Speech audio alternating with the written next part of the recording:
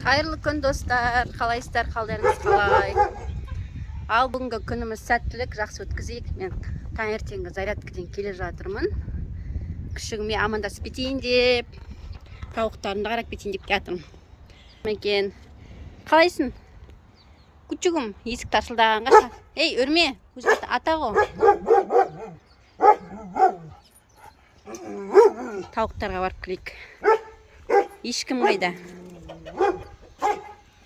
Ешкі қайдасың? Жатсың ба? Жақсысың ба? Мұның аяғына бірдеңе болып жүр. Білмеймін не болып жүрген.